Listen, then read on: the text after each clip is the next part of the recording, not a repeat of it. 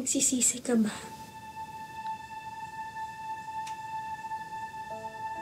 Hindi. Pero nagigilty ako.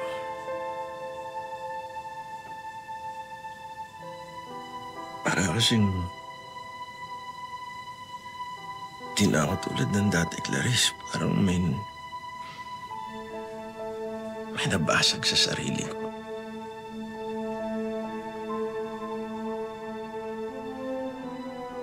Kahit paulit-ulit ko pang pilitin na kumbinsihin na sarili ko na mali itong nangyari, na dapat hindi ko hinayaan na mangyari ito. Pero tao lang ako eh. At mahal na mahal kita. Mahal din kita.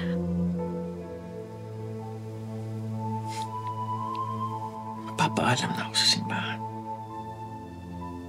Mag-aabuga-asa ako. Kaya ko naman eh. Magsimula uli. Kapag nakaisa natin lahat ng to, Clarice, bubuo tayo na sarili nating pamilya. Sigurado ka ba na kaya mong talikuran lahat?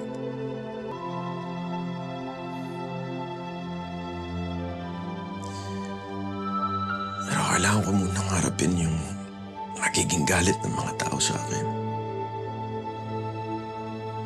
Mga panguhusga nila. Kailangan kong aminin sa kanila na nagkulang ako.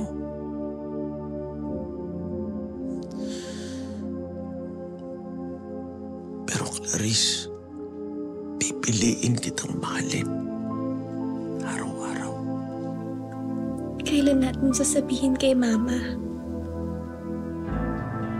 Huwag na muna siguro. Ayoko lang kasi na maging dahilan yung pagmamahalan natin para masira yung pananampalataya ng mga tao sa Diyos. So magtatago tayo?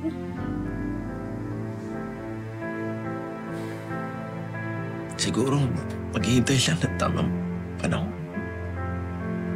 Di nagtatago, maghihintay lang tayo. Sa puntong yun, pinili na nina Henry at Clarice ang isa't isa. Pero madalas, ang kapayapaang galing sa kasalanan ay may malaking kabayaran na siya ring nagiging daan para lumantad ang katotohanan. Buntis ka? Sinong ama, Clarice? Sino? Sinong ama?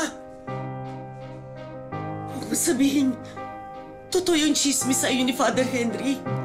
Siya ba ang ama na pinagbubuntis mo? Ha? Sorry.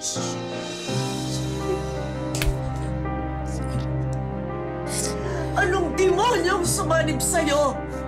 Nagpabuntis ka sa pari pa? Bakit? Ginapang ko lahat para sa'yo. Para sa pag-aaral mo. Para maging mabuti kang tao. Lumaking may takot sa Diyos. Disente. Kamali ba ako ng pagpapalaki sa'yo? Ha? Hindi po. Hindi po.